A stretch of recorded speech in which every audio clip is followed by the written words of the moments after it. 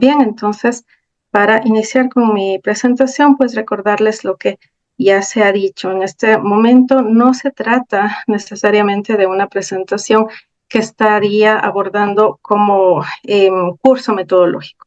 Nuestro objetivo en esta ocasión es básicamente hablarles sobre los diferentes elementos que tienen el protocolo, los formularios que se suelen revisar como parte de este equipo y por supuesto pues tratar de agilitar en medida de lo posible estas revisiones cuando esto se requiere.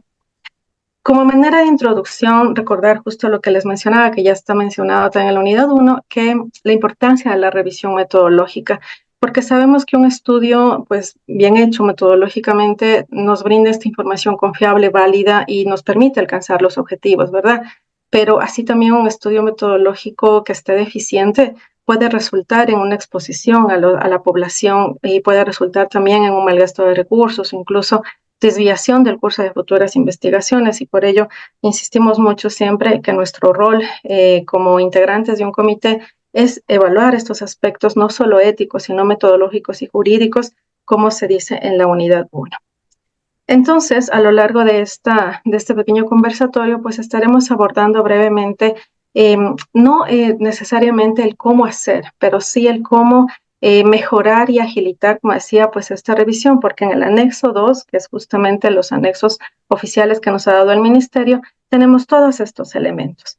Vamos a empezar precisamente con el título.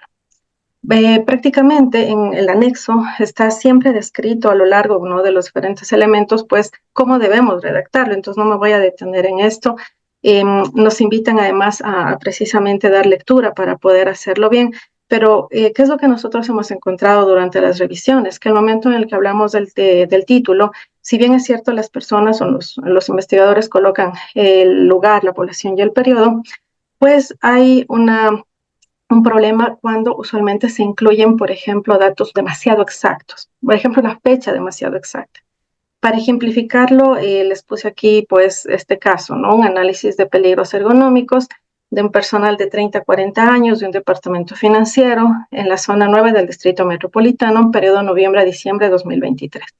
Entonces, el momento en que nosotros como comité recibimos este estudio, ya en el título, lo primero que nos llama la atención es que siendo un estudio transversal, el título era de noviembre a diciembre, pero si esto fue ya del año pasado, entonces, ¿qué es lo que ocurrió? Que el momento que se elaboró el protocolo, los investigadores pues no tomaron en cuenta que existe un proceso, ¿no? Este tiempo de revisión desde el tutor, posiblemente la COIB, y claro, hasta que llega a nosotros, por algún motivo, pues esto generó que se retrase, que ya estemos en abril cuando el estudio tenía que haberse realizado en diciembre. Ahora, ¿qué es lo que ocurre en el momento que uno sugiere, porque obviamente este es importante, no es un cambio importante, que se armonice la fecha del cronograma y todo el documento, pues que va a tener que cambiar la fecha. Y el momento en que él coloque abril 2024, pues pasa a ser un nuevo estudio, porque los estudios con ese título se codifican apenas ingresan al comité. Entonces, al ser un nuevo estudio, quiere decir que tendrá que presentarlo todo de nuevo. Incluso el título pues estaría armonizado con los diferentes anexos que se solicitan. Por ello, y también, claro, por temas administrativos que entendemos incluso forman parte, por ejemplo, de las tesis de titulación, se sugiere pues tratar en lo posible de más bien ser un poquito más genéricos, tal vez colocar periodo 23-24 y con eso evitarlo, ¿no? O por ejemplo, ¿qué pasa si, digamos, en este ejemplo tenemos una población de 30 a 40 años? Pues está como muy cerrado ese rango. Y en la sugerencia, ¿qué ocurre si se decide aumentar el rango de edades o el mismo investigador descubre que tiene que hacer ese cambio? Pues ahí ya se estaría nuevamente limitando. Se podría colocar, por ejemplo, en personal adulto, en personal mayor de edad, y de esa manera, pues tratar de no cerrarse demasiado, ¿no? Eso. Ahora, otros elementos como son, por ejemplo, el objetivo y la hipótesis. Recordar también que objetivos suelen también presentarse en aspectos como el resumen, entonces es importante que estos siempre estén armonizados, ¿no? Y bueno, de igual manera no es la intención detenerme a explicar objetivos porque al contrario creo que estamos frente a personas o profesionales que manejan muy bien el tema. Creo que el tema metodológico se ha vuelto no como un eje transversal en nuestra formación más aún universitaria, entonces simplemente recordarles que estas características que ya sabemos, ¿no?, que deben ser ordenados y son los pasos secuenciales, tienen que tener mucha coherencia. Tal vez es uno de los aspectos metodológicos que desde los comités o más aún desde los tutores o los COIPs es lo que más se revisa, ¿verdad? Porque el momento en que estén alcanzables, medibles, se entiende claramente cómo es el plan de investigación propiamente, ¿no?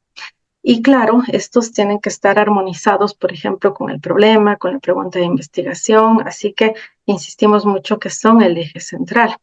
Y dentro de los errores comunes que hemos identificado en el comité, pues precisamente hemos visto o hemos leído objetivos muy amplios o generalizados, que en lugar de plantear un objetivo, aunque mencionan un verbo en infinitivo con todas sus características, más bien son actividades las que suelen mencionar. Así también como se menciona un objetivo que no está muy relacionado con el proceso metodológico, con el marco teórico, y como decíamos, pues a veces está un objetivo planteado y en el resto del documento, pues suelen cambiar. Entonces es importante mantener esa armonía. Bien, existen otros elementos que por supuesto también se revisan, como son justificación, planteamiento del problema, que también se ha abordado un poco más en la unidad 1, dado que tiene mucho que ver sobre todo con la justificación ética, social, científica, ¿no? Entonces ahora vamos básicamente a centrarnos en el aspecto de la sección de metodología. Aquí ustedes, pues, como lo dicen igual en el formulario, tienen varios elementos, uno de ellos el diseño, y dentro del diseño se les invita de igual manera a observar un video en donde se explica un poquito más en detalle cómo es esta diferencia entre el abordaje cuantitativo, cualitativo o mixto. Y como les decía, pues más allá de ahora detenerme en su explicación, recordarles pues que los abordajes o los enfoques con los cuales uno pues empieza este tipo de investigaciones tienen que estar muy relacionados nuevamente con el objetivo. Entonces, a mí me interesa mucho, digamos, que tal vez conocer la percepción de las madres, les ponía ya en el ejemplo de igual del video, de que cómo se sienten ellas con un proceso de depresión postparto, digamos. Entonces sabemos que el enfoque que mejor me ayuda a responder esta necesidad, esta problemática, es un abordaje cualitativo. Entonces, si entiendo bien hacia dónde quiere llegar mi problema y mi objetivo, pues de igual manera lograr entender también cuál es el abordaje que mejor me responde a estas dudas. Si por el contrario me interesa conocer la prevalencia de depresión postparto desde un aspecto más del conteo, de la magnitud, pues obviamente el abordaje cuantitativo será el más adecuado, ¿no? Entonces, recordar obviamente que ninguna metodología está libre de limitaciones, sino que más bien esa es parte del análisis que debemos hacer.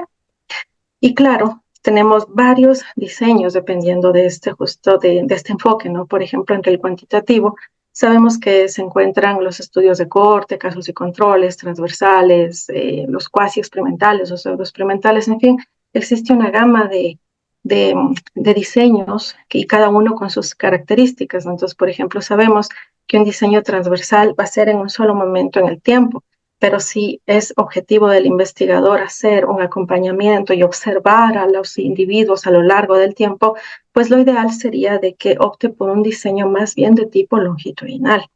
De igual manera, cada diseño tiene su riqueza. No quiere decir que por ser un diseño descriptivo, pues pierda rigurosidad científica. Existen muchas áreas de investigación. Por ejemplo, en mi experiencia en biología, existen unos estudios descriptivos sumamente necesarios y con una rigurosidad científica que no es que tienen menos validez que un estudio analítico o un estudio, un ensayo clínico, ¿no? Entonces, insisto, todo depende del tipo de objetivo.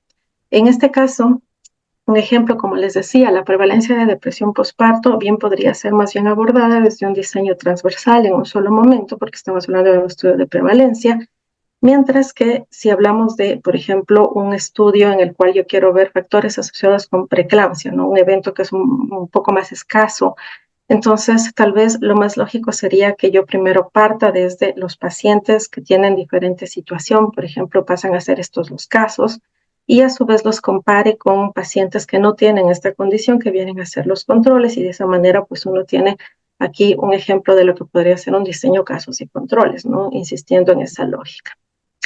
Y bueno, de igual manera en el video, pues que les invito con un poquito más de detalle, incluso con un artículo que se ha subido en el aula, pues más en detalle lo que serían los tipos de diseños desde el enfoque cualitativo. Acá tenemos muchos de ellos muy valiosos, como la teoría fundamentada, los etnográficos, etcétera.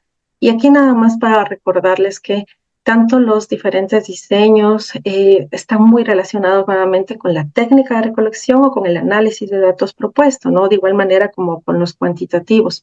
Es decir, el momento en que los investigadores presentan su protocolo, es muy importante que esto sea complementario, que se entienda claramente que todo, que así como yo planteo un diseño, pues esto tiene que también venir con el detalle de cómo se planea analizar esta información, ¿no es cierto? Por ejemplo, si yo planteo, en el caso de un cuantitativo, hacer una relación, pues explica estadísticamente cómo piensa hacer esta relación, qué prueba estadística utilizaría para esta relación que desea utilizar o que desea aplicar, ¿no? De igual manera, el análisis. Y bueno, existe una tablita al inicio del anexo 2, que es, como les decía, pues formatos oficiales del ministerio, que nos pide que coloquemos el tipo de investigación. Y aquí nosotros pues debemos colocar una cruz si el estudio es observacional o de intervención, como podemos ver aquí. Y cuando vemos esta tabla, efectivamente yo sé que todos estarán pensando que esto es un enfoque bastante cuantitativo y efectivamente así lo es. Nosotros desde el comité, por ejemplo, hemos recogido claramente esa necesidad de también rescatar los otros tipos de enfoques y es por eso que incluso se ha hecho una presentación al ministerio de una propuesta de cómo esto debería ser más armonizado, porque no todos los estudios que nosotros revisamos como comité son siempre del área de salud. Existen muchos estudios sociales pues que no se ajustan a estos diseños, pero pues bueno, en este caso colocaríamos en otros, ¿no? Y especificamos el otro tipo de diseño aquí. Entonces, se considera una buena práctica colocar el diseño, el enfoque, incluso explicar el cómo este diseño me ayuda a responder a mis objetivos. Y las prácticas que se deberían evitar es precisamente no mencionar esto, sobre todo cómo me ayuda y no armonizarlas, como les decía, entre si yo planteo, por ejemplo, un diseño mixto, debería pues estar claramente enfatizado de cómo va a ser el abordaje cuantitativo, cómo el abordaje cualitativo y todo eso incluso en el procedimiento, ¿no? Recordarles finalmente que se le ha atribuido a la investigación cualitativa una falta aparente de validez y confiabilidad, pero este artículo que justamente estamos anexando al aula, pues se les invita a recordar, o Ana Salgado, de hecho, recuerda que más allá de eso, lo más importante es que el diseño cualitativo también tiene una rigurosidad metodológica que si lo cumplimos, pues definitivamente ayuda a la robustez del estudio, ¿no? Bien, el segundo punto es la población y cálculo muestral. En este sentido, pues, recordar brevemente que si bien existe un muestreo probabilístico donde cada individuo tiene la misma oportunidad de ser incluido en el estudio y los diferentes tipos de muestreos probabilísticos, también está esta otra opción de los muestreos no probabilísticos, ¿no? Que sin duda también nos ayudan dependiendo del objetivo nuevamente. Pueden ser por conveniencia, bolas de nieve, etcétera. Pero aquí recordarles entonces que cuando se trata de un probabilístico, el cálculo o el tamaño más bien muestral, es importante que sea lo suficientemente grande para detectar las diferencias o las relaciones o los efectos que nosotros pretendemos investigar. Sabemos que existen fórmulas e incluso softwares ahora gratuitos que nos ayudan con este cálculo de una manera mucho más ágil, pero más allá de eso es entender de dónde sale este cálculo muestral, de dónde son o cómo se traducen cada uno de estos elementos, ¿no? Recordar, por ejemplo, que aquí nosotros necesitamos identificar cuál es esta proporción esperada, una bibliografía que nos ayude a identificar qué tan frecuente es que se produzca este evento. Y si mismo no la tenemos, pues sabemos que está esa probabilidad de 0,5 al 50%. Recordar que el valor Z responde a un nivel de confianza o seguridad de mi estudio y que este valor incluso puede cambiar dependiendo de justamente cómo varía esta confianza.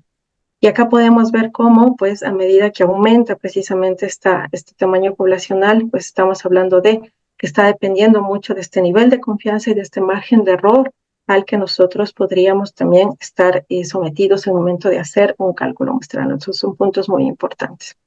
En general, se considera una buena práctica que primero, antes de empezar un cálculo muestral, nosotros definamos cuál es nuestra unidad de análisis. Un punto que parece muy básico para muchos, pero en verdad es muy importante que también esto se mencione. Adicional, pues en metodología se suele como decir, bueno, voy a hacer el piloto y en función de eso calculo. No, es importante que éticamente recordemos que el piloto no puede iniciar antes de la obtención de un aval ético, entonces eso también es importante.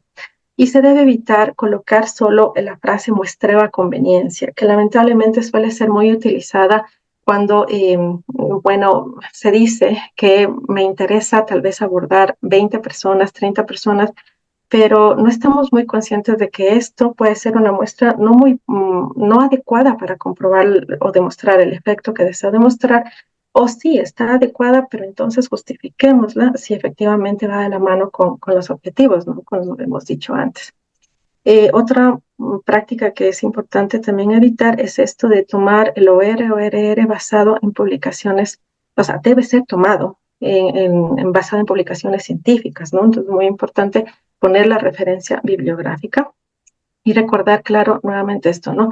Una muestra muy pequeña o demasiado grande, sobre todo, podría llegar, pues, a poner en riesgo el equivalente a nuestros hallazgos. Bien, en cuanto a criterios de inclusión y exclusión, pues mencionarles que este aspecto también es ético, porque dentro de los 3 principios básicos que se mencionan en la unidad 1, hablamos del principio de justicia, en donde aquí es muy importante la selección justa de los sujetos, ¿no? En esta selección justa, ahí entra el tema de los criterios. Bueno, y de hecho parte del reglamento del ministerio en aspectos metodológicos es que nosotros como integrantes de un comité analicemos si es adecuada la exposición de la validez interna y externa del estudio, ¿no? Entonces, por ejemplo, en la validez interna, precisamente hablamos de un tamaño muestral adecuado, y en la validez externa, si es que esto, pues, los resultados pueden ser extrapolados a la población, o sea, los criterios de inclusión y exclusión. Tal vez esto se ejemplifica mejor con, aquí tengo 2 ejemplos cortos que se entiende mejor un poco el tema. Si, por ejemplo, se presenta una investigación que desea analizar los hábitos de consumo de alcohol en estudiantes universitarios, podría ser que algún investigador considere que más bien la población de adolescentes con problemas de salud mental o depresión podría ser población vulnerable o de riesgo y podrían más bien decidir excluirlos. Pero ¿qué pasa cuando excluye esta población, no es cierto? Entonces sabemos que incluso son ellos quienes podrían tener mayor consumo de alcohol. Entonces, mucho ojo porque ahí tendríamos también un sesgo y sería muy importante considerar o analizar bien las razones por las que se incluye o no a esta población. Usualmente las consideraciones éticas y científicas al momento de incluir o no a la población pasan mucho por los beneficios y estos beneficios deben superar a los riesgos. No se trata de no investigar en población vulnerable, como es una frase que intentamos siempre recordar, sino cómo este supera los beneficios y más bien reducimos los riesgos a los que podría estar expuesta protegiendo a esta población con las diferentes herramientas que existen, ¿no? Bueno, también existen consideraciones éticas que podría llevar a que excluyamos a niños o adolescentes embarazadas, pero insisto, dependiendo mucho del contexto. Por ejemplo, si quiero analizar problemas de lactancia materna, sabemos que lo ideal sería excluir a madres con VIH, en este caso es una población que no recurriría a la lactancia, por ejemplo. Entonces, insistimos que los criterios de exclusión no son la negación de los de inclusión, sino que más bien son criterios que deben ser analizados armónicamente. Bien, para avanzar entonces en el tema de variables, aquí de paso he señalado 2 cosas que me pareció fundamental. Recordar que en el formulario se piden 3 anexos, ¿no? A, B, C, como pueden ver justamente el anexo C correspondería al cuadro de personalización de variables, el anexo B a esta lista de establecimientos de investigación donde entonces se va a realizar la investigación y el anexo A correspondería al cronograma, ¿no? Entonces eso ya lo explicará mi compañera más adelante, pero en fin, solo recordarles que estos 3 anexos son parte del formulario y este formulario no debería ser segmentado o de alguna manera retirados los anexos, ¿no? Entonces es muy importante. Bien, en cuanto a variables y este anexo que como vemos pues básicamente está formado por variable, definición, dimensión, indicador, escala y tipo, tal vez un error muy frecuente que por eso es importante la aclaración suele ser la diferencia entre dimensión. Primero, bueno, definición conceptual es diferente que definición operacional. La definición conceptual es más bien esta bibliográfica, la definición operacional es más bien incluso hasta cómo se mide la variable. Y claro, la dimensión muchas veces nace precisamente de esta definición conceptual. Entonces, en este ejemplo, de Hernández Sampieri es bastante práctico de entender, porque si yo, por ejemplo, tengo como variable la accesibilidad a un servicio de salud, las dimensiones pueden ser la accesibilidad geográfica, económica y cultural. Y cada una de estas dimensiones tener su propio indicador. Entonces, ahí uno puede entender bien cómo se conecta la dimensión, la definición conceptual y el indicador. Y claro, esto de la mano con la escala, ¿no? Porque obviamente la escala que puede ser, digamos, esta escala de Likert que se presenta aquí, ser parte de este, de esta matriz de operacionalización y de este análisis, ¿no? Y finalmente el tipo de variable, pues nada más recordar, porque esto, insisto, es algo que ya se maneja en metodología ya desde pregrado, el tema de los tipos de variables, cuant y quali, según la función, igual que esto se coloca en la matriz de operacionalización. Bien, en todo caso, ya para cerrar y darle paso a mi compañera que me ayudará con el resto de los elementos, pues nada más recordarles que el siguiente paso suelen ser los procedimientos y también son actividades que son muy importantes señalizarlas como parte del entender para quienes estamos con un texto enfrente, que es pues, todo lo que tenemos para lograr comprender mejor el protocolo, pues sin duda el paso a paso de las actividades es muy importante y nos va a ayudar muchísimo para poder entender mejor y dar también incluso recomendaciones sobre el protocolo planteado. Existe finalmente una sección que por los objetivos del taller pues no se está abordando a profundidad, que es el manejo de muestras biológicas. Sabemos además que no todos utilizan o manejan muestras biológicas y por ello lo que hemos hecho es colocar una presentación que el doctor Romo, quien maneja bastante el tema y es integrante del comité, pues nos ha ayudado. Entonces esto lo van a encontrar en recursos complementarios también del aula. Y como ven, pues incluso el formulario también nos invita a todos estos detalles que son importantes en el caso de que se realice un manejo de muestras biológicas. Bueno, es un poco en realidad seguir conversando sobre este tema. No quiero saltarme tanto a la última pregunta que hicieron porque justamente en esta última sección del formulario, cada uno de los investigadores personaliza, nos explica, nos deja saber de qué forma está diseñado su estudio y eso da espacio. Si bien hay lineamientos específicos para cada área, ustedes son libres de explicarnos, de poner, de detallar toda la información que hace que su estudio sea diferente o específico en cada uno de los espacios. Cuando nosotros hablamos de técnicas y herramientas, estos elementos tienen que estar incluidos, tienen que estar armonizados y descritos en toda la metodología. Hay algo muy importante que Pauli decía y quiero recalcarlo, es que todo tiene que estar en concordancia. Nosotros vamos leyendo en orden, ¿no es cierto?, el documento. A veces los objetivos están correctos y la hipótesis por sí sola también está correcta. Pero cuando yo tomo los objetivos y la hipótesis, por ejemplo, va a un objetivo específico y no al general. Y después los métodos o las técnicas que utilizamos van sobre un solo de los otros objetivos. Entonces, aunque de forma separada los objetivos, la hipótesis, incluso todo el diseño de investigación esté correcto, tiene que haber una armonía entre todos estos documentos, tiene que haber armonía, tiene que uno complementar al otro, porque todos son parte de un gran rompecabezas que se llama diseño de investigación. Entonces aquí en este punto 7 es donde realmente ustedes tienen la posibilidad, todos los investigadores tienen la posibilidad de explicar al detalle qué es lo que va a ser su investigación. Perdón, me voy a quitar esto de aquí porque no me deja ver. Ya. Este punto 7 nos dice descripción detallada y secuencial de todos los procedimientos que se van a tomar en cada uno de los objetivos. Entonces, a ver. Ya. Cuando yo digo descripción detallada, la forma más sencilla y la que estamos todos acostumbrados a hacer es describir las actividades. Describimos aquí y luego las pasamos al cronograma, que era un poco lo que nos decía Pablo hace un momento. Tengo los objetivos, voy a volver a tomar los objetivos y voy a explicar cronológicamente qué actividades voy a desarrollar para lograr cada uno de esos objetivos y luego voy a colocar qué producto voy a obtener de cada uno de estos, ¿no es cierto?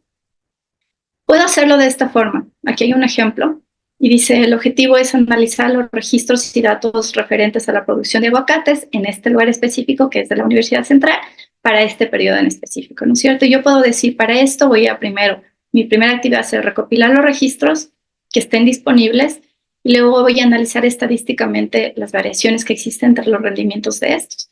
y mi producto va a ser un cuadro de sistematización. Eso está correcto, pero yo puedo mejorar esa calidad de la información que estoy brindando y puedo además explicar, me voy a saltar un poquito esto, y puedo además, dentro de las propias actividades, ir adelantando qué técnicas, qué herramientas, qué software, qué análisis estadístico es el que voy a utilizar. Entonces, por ejemplo, aquí yo estoy diciendo, voy a hacer un análisis de discurso de los perfiles, bueno, ahora es ex, en estos dos medios de comunicación importantes en el país durante las jornadas de protesta que hubieron en el año 2019, ¿no es cierto? Entonces, nuevamente, coloco mis actividades, pongo, voy a recopilar los registros de las publicaciones, coloco ahí más específicamente la fecha o el tiempo que voy a utilizar y luego voy a ingresar la data y de paso voy explicando. Voy a utilizar este software que es uno de los más usados cuando hablamos de codificación en investigación cualitativa, ¿verdad? Luego voy a utilizar ese filtro que son los criterios de inclusión y exclusión para sacar aquellos que no me funcionan. Voy a desechar aquellos que no me funcionan, voy a hacer un primer filtrado y luego voy a utilizar como técnica la codificación de discurso, que es mi última actividad aquí por tipo de actor y con las palabras clave. Y al final mi producto va a ser el reporte. Los dos ejemplos son correctos, pero aquí yo estoy dando, incluso para mí misma, estoy aclarando exactamente qué herramientas, qué técnicas voy a utilizar y entonces es mucho más fácil para mí como investigadora estar clara en lo que voy a hacer y para cualquier persona del comité que tome mi protocolo, entender exactamente qué herramientas son las que voy a utilizar, qué formatos, qué software voy a utilizar ahora que hablamos del tema de software. Voy a regresarme acá un momentito. Entonces, cuando nosotros hablamos de técnicas de investigación, hay diferentes formas de entenderlo, ¿no es cierto? Tenemos técnicas que son específicamente para estudios cuantitativos, otros que son para cualitativos, los focus group, las historias de vida, la observación participativa. También va a depender del tipo de fuente de información, pero además estas diversas técnicas que tenemos nosotros disponibles, no necesariamente yo utilizo todo para todos, entonces hay que, este numeral 7 del protocolo nos permite decir, para el objetivo 1 voy a utilizar focus group, luego en el objetivo 2 voy a utilizar entrevistas, y en el objetivo 3 voy a lanzar una encuesta una vez que tengo levantada toda la información de primera mano. Estaría hablando de un método mixto, en este caso secuencial exploratorio, porque parto de una entrevista, ¿no es cierto? Porque no tengo información previa. Todos esos elementos son importantes que ustedes los coloquen porque de esa forma armonizamos. Entonces yo entiendo que ese objetivo va a ser desarrollado en estos momentos. Una cosa importante, complementando lo que Pauli nos explicaba sobre los criterios de inclusión y exclusión, es que a veces necesitamos criterios de inclusión y exclusión para cada una de las herramientas, porque yo no utilizo o no siempre utilizo la misma población o los mismos participantes para el focus group que para la encuesta. Entonces, de pronto los criterios de inclusión y exclusión son diferentes y quizás necesito entregar esa información en ese nivel de detalle para que se entienda exactamente cómo estoy planificando mi levantamiento de información. Todas estas son técnicas de levantamiento de información. Ya, aquí algunos elementos clave como consejos para el llenado del formulario. Si sus instrumentos, los que ustedes van a utilizar, los formularios, han sido ya validados en estudios previos, es importante que lo mencionen, sea en la metodología y o en el marco teórico. Si esos instrumentos ya han sido validados por investigaciones previas, pues vale la pena que lo coloquen porque eso le da cierta validez, ¿verdad? Y si vamos a utilizar lo que les decía, diferentes técnicas, los criterios de inclusión y exclusión tienen que estar reflejados en ese sentido. Si yo voy a utilizar diferentes criterios de inclusión o de exclusión para la encuesta y para el focus group, pues esto tiene que estar detallado dentro de este apartado en general de la metodología, ¿no? Al final tenemos el punto 9, saltando un poco lo que la Pauli hablaba sobre las muestras biológicas. El plan 9 nos dice, ahora sí, por favor, explíquenos, después de haber recolectado todo esto y de haber utilizado estas técnicas, ¿cómo es que usted va a analizar esta información? Error frecuente aquí nos dicen el software. Y el software no es mi plan de análisis, el software es el software que voy a utilizar. Varios protocolos que nos han llegado nos dicen, en el plan de análisis voy a utilizar SPSS, por ejemplo. De acuerdo, es una herramienta muy utilizada. Ahora ya, bueno, hay varias en realidad, incluso Excel. pero ese no puede ser mi plan. El plan es cómo yo voy a analizar. Utilizo este software, pero ¿qué tipo de análisis es el que yo voy a utilizar? Dependiendo del tipo de investigación tenga. Entonces, volviendo un poco, aquí está, por ejemplo, este es uno de los resultados que yo puedo sacar del Atlas T, es una codificación, aquí saco todas las ramificaciones, las palabras clave, ¿no es cierto? Entonces, mi plan de análisis de datos tiene que decir, yo voy a utilizar esta técnica que se llama codificación de discurso, voy a utilizar este software que se llama Atlas, lo voy a desglosar en 10 palabras clave que yo he identificado, que son importantes en investigaciones previas, y voy a utilizar estas 10 palabras y entonces los resultados que voy a tener son estos. De eso, ese es un plan de análisis de datos, ¿sí? Error frecuente, solo colocarnos el software. La idea es que nos expliquen o que el protocolo está detallado todo el proceso que yo voy a utilizar y qué herramientas. Nuevamente, si yo tengo un objetivo que es totalmente cuantitativo y luego tengo un cualitativo, seguramente mi plan de análisis de datos también viene en ese sentido. Y al final quizás quiero utilizar una triangulación porque es una investigación mixta. Entonces, todo eso, ese proceso de triangulación es parte de la metodología y es importante que esté incluido en esta sección. ¿Ya? Aquí hay algunos ejemplos que ustedes tienen también en su diapositiva dentro del aula virtual, solo para que recuerden que tenemos una variedad increíble tanto en estudios cuales como cuantis de tipos de estadística que se utilizan. Entonces yo puedo decir voy a utilizar estadística inferencial, ¿ok? Pero ¿qué estudio, qué tipo de prueba estadística es la que va a utilizar y por qué? Eso además les va a servir, nos va a servir mucho para aclararnos bien cuál es todo el proceso que vamos a utilizar. Bueno, aquí hay algunos ejemplos simplemente para que ustedes lo revisen. Ahora no vamos a entrar en ello, pero están incluidos dentro del área. Y aquí, tomando nuevamente la diapositiva que presentó Pablo hace un momento, esta armonía que necesitamos en toda la sección de metodología. Si yo explico y digo, voy a utilizar este tipo de diseño, tengo esta técnica que voy a utilizar, luego termino con este análisis, tiene que haber coherencia entre todos los elementos y a veces es por objetivos y a veces es más general, dependiendo del tipo de información que tengo y del tipo de diseño. Cuando son diseños mixtos, sí es importante que se especifique cómo se va a procesar la parte cualitativa, cómo se va a procesar la parte cuantitativa y luego cómo vamos a hacer este cruce, finalmente cómo voy a analizar. Lo voy a analizar por separado porque son productos que se pueden analizar de esa forma. O voy a utilizar triangulación o qué tipo de validación voy a utilizar para sacar mis conclusiones. Eso es lo que necesitamos en esta última parte. Y el tema del cronograma, básicamente lo que nosotros hacemos es tomar esa sección 7, donde describimos el objetivo y las actividades y las copiamos acá. No así como está aquí, actividad 1.2, porque entonces yo no sé de qué actividad estoy hablando, sino que sí necesito describir cuál es el objetivo, cuál es la actividad aquí, y luego situar en el año y en el mes, y si son proyectos que a veces nos llegan proyectos de pregrado que son de 3 meses, pues quizás no necesito ponerlo por mes, quizás lo puedo incluso abrir en semanas, dependiendo del tipo de investigación que ustedes tengan. Y siempre tomando como punto de partida que no se pueden iniciar investigaciones sin el aval del SAGE. Entonces yo tengo el SAGE ¿ok? E inicio la investigación. Nosotros no podemos tomar investigaciones que hayan iniciado en ningún sentido.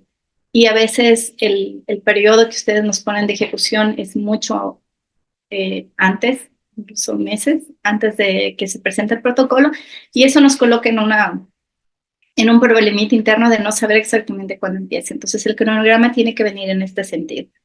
Son elementos, aquí, por ejemplo, el cronograma son una de las observaciones también más frecuentes porque a veces ni siquiera nos colocan el año, nos ponen año 1 y luego los objetivos, solo objetivos o actividades sin detalle. Esto es importante que esté bien desarrollado, porque son temas que son súper sencillos de adelantarnos un poco al error, pero que de todas formas a nosotros se nos han hecho bastante frecuentes. El cronograma además viene dentro del protocolo, es uno de los anexos que mencionaba Pauli. Todo eso tiene que venir dentro del protocolo del documento base, aunque venga luego como anexo separado, para que nosotros podamos identificar todo el tema de la metodología.